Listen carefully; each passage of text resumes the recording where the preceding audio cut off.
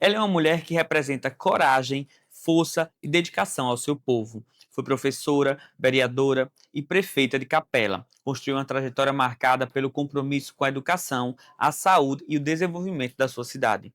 Autora do livro Da Capela para o Mundo, que compartilha sua história de vida, desafios superados e luta por melhorias para a comunidade. Hoje é pré-candidata pela Assembleia Legislativa de Sergipe nas eleições de 2026 com experiência, determinação e uma trajetória de fortes realizações. É uma figura mais observada e respeitada da política sergipana. Seja bem-vinda ao De Frente com Da Hora, Léa Sobral. Bom, Muito obrigada por aceitar o convite de estar aqui comigo. obrigado, Luiz. Eu que agradeço. E eu já quero começar perguntando a você quem é Léa Sobral e como surgiu também o apelido Léa da Capela. Léa Sobral é uma capelense raiz, nascida e criada na Capela, com uma família de 3 filhos, quatro netos, um marido maravilhoso e muitos conterrâneos adoráveis, que são os capelenses, meus irmãos.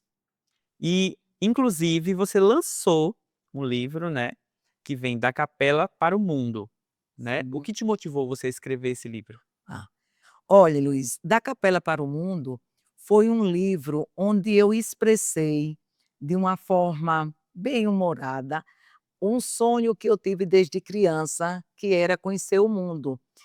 Partindo do princípio que as aulas de geografia e história, nós aprendíamos através dos mapas, com uma freira muito também capelense, irmã Joana Bosco, que nos deixou um legado maravilhoso. Então, quando é do descobrimento das Américas, né, com Fernando Magalhães, então aquilo já me intrigou, como era que o Oceano Atlântico, que era povoado por monstros, como foi que ele que chegou nas Américas? Sim. Aí logo após veio o descobrimento do Brasil, Pedro Álvares Cabral. E aí quando a irmã estava mostrando no mapa que ele tinha vindo, atravessado o Atlântico com 3 caravelas, Santa Maria, Pinta e Nina, então eu questionei: "Irmã, eu não acredito, porque o Atlântico era cheio de monstros, como é que 3 caravelas podiam atravessar?". Sim. E aí ela disse: "Negrinhosada, você quer discutir com Borges Hermida, que era o autor do livro de história". E aí eu na minha cabeça, cada mapa que aparecia, né, mapa físico, tudinho, eu disse: "Eu ainda vou conhecer". E botei aquilo na minha cabeça e já, coloquei isso como se fosse um estilo de vida, sabe. Que legal. E você já foi professora, né, Sim. vereadora, política. Como é que você equilibra a sua vida pessoal com a carreira pública? Olha, meu filho, hoje está fácil, porque hoje eu já estou aposentada, mas eu amo essa vibe política, tá. E a questão pessoal, eu sou uma mulher muito livre, muito autêntica, não tenho muitos adversários, tá. Até porque o que eu tenho para falar, eu falo da maneira mais rápida, a melhor maneira que tiver de chegar a quem eu quero, e vou conciliando da minha forma mesmo. Muita autenticidade, muita liberdade. Essa sou eu, Léa da Capela, que todo mundo conhece.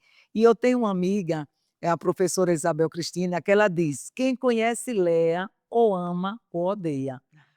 Boa frase. Sério. E quais foram, assim, suas maiores dificuldades enfrentadas durante sua infância, juventude, lá em Capela? Luiz, você imagine, eu estou hoje uma mulher com 68 anos. Você imagine o que é você nascer de uma mulher pobre, de uma mulher negra, mãe solteira, doméstica, trabalhando nas cozinhas, para poder criar suas filhas. Sim. Essa foi minha mãe, Maria Noêmia, que era empregada no Colégio das Freiras, e foi de outras pessoas também. Então, nós crescemos, né, eu e minha irmã, minhas irmãs, nós crescemos, né, assistindo essa dificuldade, mas ao mesmo tempo, mamãe ensinava a gente a agradecer a Deus, porque naquela época só estudava no Colégio das Freiras, no Imaculada Conceição, os ricos, os latifundiários. os donos de engenho, vinham pessoas do Brasil todo para o Colégio Imaculada da Conceição, que era um colégio de freira. E minha mãe renunciou à vida dela para poder dar educação. Então eu fui fruto dessa renúncia de minha mãe. E depois que eu saí do colégio, eu já saí com uma bagagem muito boa, porque você aprende, você vive todas aquelas experiências. Eu já fazia diferença de tudo, eu já sabia o que era exclusão, eu sabia o que era inclusão. Eh, é. E assim, quando eu saí, do colégio, depois de já ter terminado o ensino fundamental, aí as irmãs, elas deram prazo à minha mãe para que mamãe continuaria empregada, mas a gente ia morar em outro numa casa, né. E aí, assim aconteceu. E foi aí nessa época que eu conheci o meu marido, Carlão, que era um riponga, um cara lindo, lindo, lindo demais, de Propiá, um riponga mesmo, com a vida meio bem bem atrapalhada, mas foi esse cara que no primeiro olhar que cruzou o meu, a gente, eh, marcou uma história de vida, uma história de amor. Então, 18 de fevereiro de 1973, eu conhecia exatamente Carlos Alberto Sobral, conhecido como Carlão, lá na cidade de Propiá, e com ele nós construímos uma linda família, e com ele eu aprendi a andar, a ter um apoio, a ser mais feliz. E você acha que o fato de você ter virado professora depois foi porque você teve essa base na escola? Olhe, na verdade, o meu sonho não era ser professora. Na verdade, o meu sonho era ser funcionária do Banco do Brasil.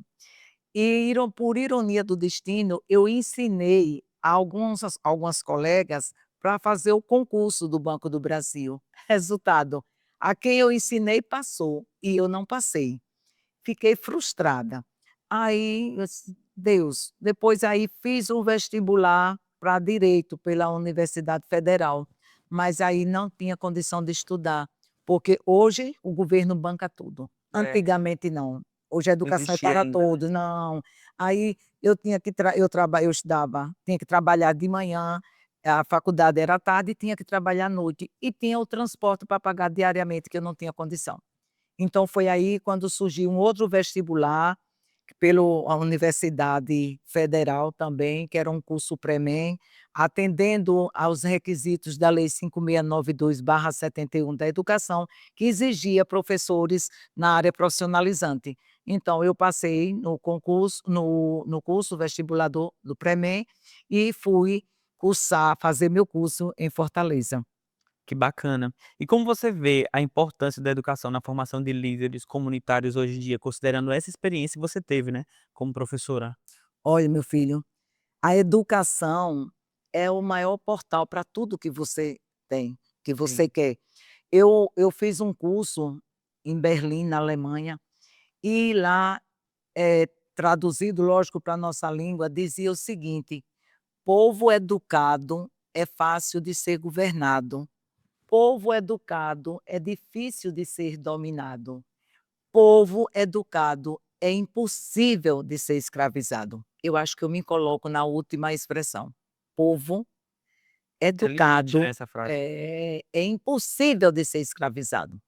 Então, é isso aí, a educação é tudo. Você se descreve como mulher raiz, né. O que essa expressão significa para você no contexto da sua trajetória pessoal e política também? Por que eu sou uma mulher raiz? Porque Léa da Capela é como se eu fosse uma propriedade da Capela, da minha terra. Eu sou uma pessoa muito barrista, porque assim, Capela, ela não precisa importar RH, porque em Capela você tem de todos os setores, eu sempre digo que nós temos os melhores. Nós temos os melhores médicos, melhores advogados, melhores professores, em todas as profissões. Lá a gente só não tem engenheiro da NASA, então não é preciso importar, RH. De nada, porque Capela tem tudo. Capela tem natureza, Capela tem turismo, Capela é um Capela que pode ser considerada, talvez não hoje, mas ela já foi no passado, o celeiro da educação. Que Hoje, legal. Capela, infelizmente, de uns anos para cá, ela tem sido o celeiro da corrupção. E você, falando em corrupção, você quando prefeita, você enfrentou algum tipo de, fake news, alguma coisa relacionada a essa questão sobre a sua pessoa?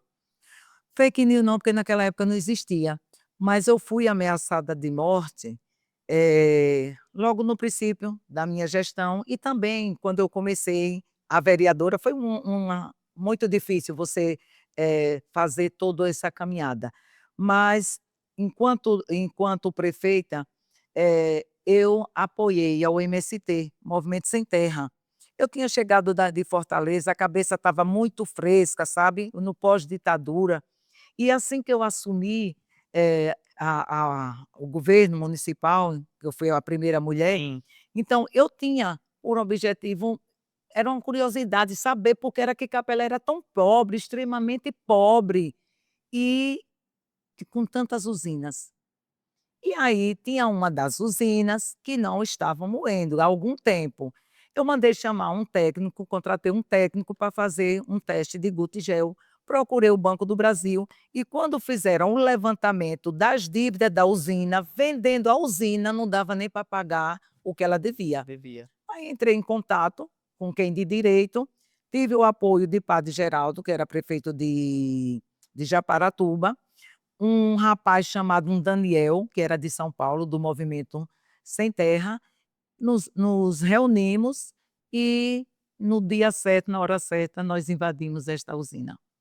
E aí sim, eu fui ameaçada de morte, cheguei a andar algum tempo com segurança, mas até hoje estão lá, inclusive eu estive lá semana passada, os poceiros, né, estão aguardando ainda o título de posse do governo Lula, que é ainda mais todo mundo lá dentro do seu lote produzindo, e o que queria me matar, acabou que o irmão foi morto e é uma crise terrível de família. A verdade é que eu realizei meu sonho. Sim. E você acha que você enfrentou preconceito por ser a primeira mulher? Sim, sim, sim. Enfrentei muito preconceito, primeiro porque por ser mulher. E o primeiro grande preconceito foi quando eu fui candidata a vereadora, porque até então, a primeira mulher vereadora que tinha na Capela, ela já tinha morrido há muito tempo. As pessoas nem se lembravam que tinha Dona Maria José, a professora Maria José tinha sido, vereadora, inclusive eu. E aí o que aconteceu? Quando eu cheguei de Fortaleza da minha faculdade, eu procurei o nosso chefe político, que era seu Manuel Souza, e externei a ele a minha vontade de participar, da política local, já movida pelos estudantes de uma escola técnica de comércio que tinha lá, onde eu, consegui reativar, conseguir o ato de autorização de funcionamento, liberando, assim, mais de 300, diplomas dos alunos que até então estavam irregulares. E quando eu externei essa vontade minha ao nosso chefe político, aí ele disse assim de um tom bem engraçado: "Olhe, viu moça, isso não é lugar para mulher não, seu Manuel Souza", que minha mãe era eleitora dele a vida toda. E aí mas eu vou conversar com o partido. Passado um mês, mais ou menos, eu sem receber retorno, fui novamente. "E aí, seu Manuel, como é que estão as coisas? Eu vou ou não vou?" "Olhe, você é uma moça muito inteligente, gostei do seu jeito. Você vai sim ser candidata a vereadora." Então, depois do aprove-se de seu Manuel, eu fui manter o contato, aquele contato natural com a juventude, né, não tinha as condições, não é como hoje é a política, mas assim, fiz uma campanha com alguns jovens que estudavam na escola, alguns professores, e a música que a gente da nossa campanha era aquela música de Geraldo Vandré, que até então, né, era a música do pós-ditadura, para dizer que não falei das flores. Então a gente ficava altas horas da noite, de dia de amanhecer o dia lá na calçada do colégio, a gente tentando colocar as ideias, como era que a gente chegava, e para nossa surpresa e da surpresa também do nosso grupo político, eu fui a primeira vereadora eleita dentro da cidade e a quarta nos povoados. E não tive a oportunidade de subir nenhuma vez no palanque, porque eu era mulher. Sério, sério. Como isso já existia, né, e graças a Deus hoje em dia as mulheres estão tomando cada vez mais Sim. lugares, né. Lugar de mulher é onde ela É, quiser. é. Você já enfrentou críticas por sua postura firme em relação às questões políticas locais? Muitas. Eu acho que uma das pessoas mais criticadas com relação a politicamente falando sou eu, porque eu não mando recado, eu digo, eu digo. Isso é muito bom, né, na política, Ah, tem que principalmente. ser sincero, meu filho, não dá, as pessoas já estão cansadas de ser enganadas, estão cansadas de muito discurso. Hoje as pessoas querem ação, né, até porque é muito fake na política, as pessoas posam, eh, de uma forma na política e na realidade são outras, entendeu? Então tem que se desnudar e ser o que você é. As pessoas têm que conhecer que é, como é Léa da Capela, é essa que está lhe falando. Eu não mando recado, eu dou. Quem diz o que quer, ouve o que não quer. Então quando eu digo, eu estou preparada para poder receber também, para ouvir. Maravilha. Você rompeu, né, com o seu antigo agrupamento político, especialmente em relação ao deputado Cristiano Cavalcante, né. Me explique o porquê. Olhe, Luiz, na verdade, eu não rompi com o agrupamento, eu rompi com o casal, Cristiano e a ex-prefeita Silvani Suquita. Por quê? Porque eu enquanto, conselheira do Conselho Municipal de Saúde, representando o usuário, eu detectei algumas irregularidades nas contas do ano de 2024. Então, fiz uns considerandos e encaminhei ao presidente do conselho para tomar as devidas providências.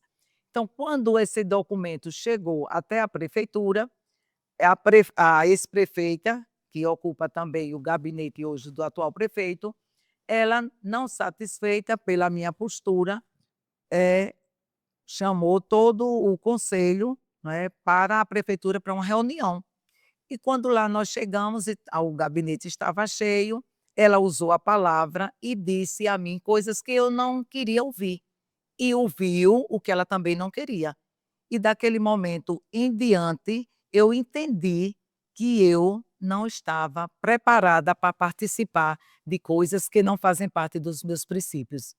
E é verdade que você está sendo processada pelo deputado Cristiano Cavalcante? É, a única coisa que o deputado Cristiano sabe bem fazer é processar.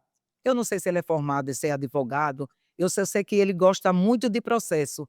E até porque também a mulher dele tem muito processo. Inclusive, ela tem processos de lavagem de dinheiro, processo de enriquecimento ilícito, já tem, tá condenada a 9 anos de cadeia por esse processo do Ministério Federal, do Ministério Público Federal, é um nome aí que eu não sei afirmar. Então ela tem muitos processos, sabe. E eu acho assim, quando as pessoas convivem com esse tipo de processo, então para eles já é rotina.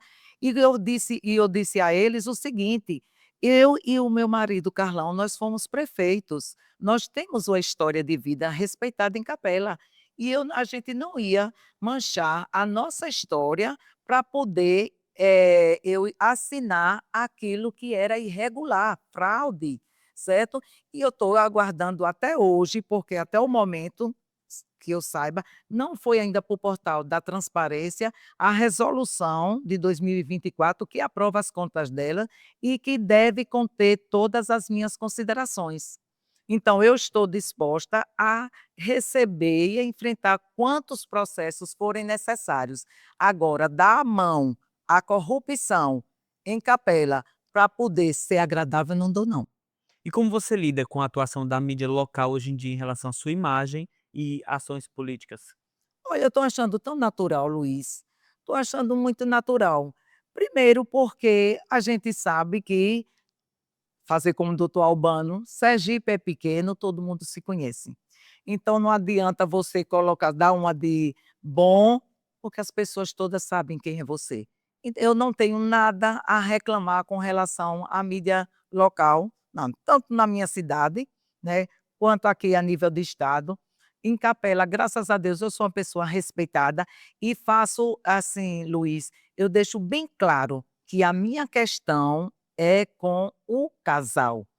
E quando aconteceu isso, com 15 dias, eu acredito, o deputado Cristiano mandou me chamar na assembleia. Eu fui até o seu gabinete. E aí conversamos muito, tudinho, depois ele disse: "Olha, Lea, a senhora faz parte de um agrupamento e está tendo comportamento de oposição. Alinhe a sua cabeça, porque eu preciso tomar decisões". E eu disse a ele: "O senhor fique à vontade, porque eu sei que faço parte desse projeto, mas acima desse projeto está a capela, e eu não vou ficar sentada assistindo a sangria que vocês estão fazendo na saúde da minha cidade". E o que você pensa hoje em dia sobre essa polarização política atual lá em Capela? Olha, eu acredito que em Capela, as pessoas, na verdade, eu acho que o grupo, né, quando eu digo grupo, são os chefes, os líderes, eles devem estar mais assustados do que o próprio agrupamento, que é o maior agrupamento da cidade, não é? Eu sei que todos eles têm seus compromissos, eu não faço questionamento a ninguém, certo? Porque fui eu quem assumi, fui eu quem, decidi, tá? Porque eu não vou ficar submissa a uma pessoa que responde não sei quantos processos, uma pessoa que está condenada, a um deputado que ele sabe, porque eu já cantei e decantei quem é o deputado Cristiano, tá? E o que está acontecendo hoje na nossa cidade, famílias inteiras passando fome, necessidade, porque ele deu uma de usineiro, quando acabar, tá lá a usina fechada e os pais de família todos sem receber dinheiro, fornecedor sem receber dinheiro. Que deputado é esse? Que deputado é esse que tem como base a capela? A nossa capela, a capela de Nossa Senhora da Purificação? Não, é subestimar demais o nosso povo. O nosso povo não merece o que aconteceu. É um fake, não existe. Então, é gritante. E eu acredito demais na justiça. E tenho certeza que o Ministério Público, tenho certeza que a justiça vai interceder, sim, junto à capela, porque não é a primeira vez. O ex-marido dela teve problemas, a justiça intercedeu e agora também vai acontecer, porque quem de fato está gerenciando a cidade não é o prefeito que nós elegemos, Sim. são eles, são eles, né. E a gente tem que estar acompanhando a todo momento, porque está acontecendo, licitações, coisas assim, muito, muito que deixam interrogações, sabe. E eu creio firmemente que a nossa justiça, vai sim, vai chegar junto. E você já tem alguma causa que você pretende defender na sua candidatura para esse ano 2026? Sim. Olhe, e uma das pautas mais importantes que eu acho, independente da educação, porque quando você tem a educação como prioridade, você já diminui a situação da saúde, mas existe uma pauta, principalmente em Capela, eu acredito que em todos os municípios, que é a juventude. A juventude. Eu sou uma pessoa, hoje eu estou na terceira idade, sou uma pessoa idosa, e quando eu olho para frente, eu vejo meus netos com 21, com 24, 20 anos, e eu me pergunto: "Meu Deus, o que é que vai ser dessa juventude?". Lá em Capela, os meninos estudiam, a salvação lá em Capela ainda a prefeitura, que ainda emprega, né, dá os cargos de comissão, alguns jovens, mas não se pode ficar esperando a prefeitura, que não pode dar a todo mundo, né. Então, Sim. o que fazer com essa juventude? E trabalhar a mente dessa juventude, porque eu sempre digo o seguinte, depois que tiraram dos currículos escolares as disciplinas de Educação Moral e Cívica e OSPB, os nossos jovens ficaram Exatamente assim, eles ficaram órfãos de conceitos políticos. Eles não sabem hoje o que é política. Eu vejo a maioria dos jovens, quando fala política, pelo menos eu estou me baseando pela minha cidade, é aquele oba-oba para pegar o jovem, usar.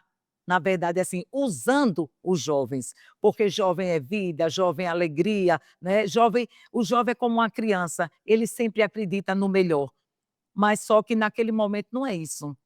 Aí a gente está vendo, hoje em Capela estamos vendo alguns jovens já revoltados. E que pauta? Como trabalhar essa juventude? Então eu acho que hoje uma das maiores pautas é a juventude, porque você vê hoje política, educação, lógico, saúde, política para nós negros, político para LGBT, tem todo tipo de política. Eu lhe pergunto, e a juventude? Sim. E você já sabe mais ou menos como você pretende engajar essa galera durante a sua campanha? Olha, você fez uma pergunta que ainda essa semana eu me sentei com alguns amigos da minha casa e nós começamos a conversar como a gente, deslanchar um processo onde houvesse a politização dos jovens na política. Meu filho, que é advogado, ele começou com um blitz na consciência, que teve uma edição, e esse blitz na consciência é o despertar do jovem para a política. Não só a política partidária, mas todo o contexto da política. Política. O que ele vive e a ação dele para o futuro se ele não agir conforme, né, com conhecimento. Porque tem que deixar bem claro para os jovens que conhecimento é poder e que a juventude é o futuro da nossa nação. Então, se eles não se prepararem, o que será dessa nação? E hoje, como você avalia o cenário político aqui em Sergipe hoje em dia? E o que você espera para a campanha em 2026? Olha, Luiz, eu vou lhe contar uma história. Eu acho que eu ainda estou, assim, em fase, porque não esperava, eu não estava programada para estar nesse momento, estar pré-candidata a deputada. A minha vida política tinha se encerrado quando eu fui meu último mandato de vereadora. Eu fui oposição ao ex-prefeito Suquita. E eu chamei meus filhos, ninguém queria continuar, né, o meu legado, e aí eu fiquei nos bastidores e achei que tinha Tinha dado por encerrado. encerrado. Então, quando aconteceu toda essa situação, eu acho que Deus disse: "Leia, você ainda não terminou sua missão", e colocou nas minhas mãos, né, uma tarefa que é difícil, mas quando você faz tudo que você faz que é com coração, tudo que você faz que é com transparência, com liberdade, eu acho que eu estou no caminho certo. E lhe digo, Luiz, eu chamo aqui a atenção principalmente das mulheres, né, da juventude, enfim, de todos, para que eles tenham noção, conheçam as pessoas que vão representá-los. Não dá para poder você se encantar só porque o programa de televisão, por santinho, por isso, por aquilo, só aquela coisa aparência. Você tem que conhecer a história do seu candidato. Eu sempre falo isso, porque assim, não dá para você conhecer só as propostas, porque as propostas na maioria das vezes fica só no papel, né. Exatamente. Tem que conhecer, você tem que conhecer do início até onde está. A proposta já é uma consequência de quem você é. É isso. Porque proposta todo mundo sabe fazer, e hoje com o ChatGPT, só ele lá tá, ele lhe dá tudinho. Se às vezes nem corresponde com o que você é, Isso é né. verdade. Olha, e como que você, né, pretende formar suas alianças para fortalecer sua candidatura aqui no estado? Ô Luiz, meu filho, olhe, deixa eu lhe dizer uma coisa, essa é uma parte difícil, porque você sabe que hoje a política, ela se tornou um banco de negócio. Na minha época, não era assim, mas também você viu que a mulher não tinha espaço. Hoje nós temos espaço, né, até porque cada partido é 30% é da cota feminina. Que deveria ser até mais. Deveria ser por igualdade, concordo, deveria ser 50% e nós vamos lutar para poder ser 50%. Agora, eu digo a você o seguinte, eu não sei fazer a política que é feita hoje, eu vou ter que me adequar, tá. Mas assim, a minha proposta é continuar sendo verdadeira como eu sou. A minha proposta é eu ter o mínimo, a mínima condição de poder chegar em Capela, né, onde for, usar um microfone, dizer quem eu sou, qual é a minha proposta, quem é da Capela. Tá? E assim, como eu já tenho 68 anos, então eu tenho uma história de vida. Eu trabalhei aqui na Grande Aracaju, eu trabalhei no Baixo São Francisco, naquela região, eu trabalhei no sul de Estância, aquela região na educação. Então, em todos esses lugares que eu conheci, então as pessoas sabem quem ele é da Capela, não é? Sim, Então, mas eu não tenho condição de arcar uma campanha, né, para poder alcançar todos. todos. Então, usaremos os meios mais simples, né, que tenha menos honorário para poder chegar ao povo. E assim, com pouco, o pouco que eu tiver, eu vou fazer muito. Eu vou Você fazer fermentar, Luiz. você acredita que essa experiência adquirida que você teve, né, no estado todo, como e até como prefeita, como vereadora, será um diferencial para você nas eleições? Eu acredito que sim. Eu acredito que sim, porque é como se fosse, eu já estou idosa, mas é um produto novo na política. Eu estou idosa, mas estou sendo um produto novo e venho trazendo como bandeira não só a mulher, mas acima de tudo a juventude. Nós temos que ter muito Isso é muito cuidado com a nossa importante. juventude.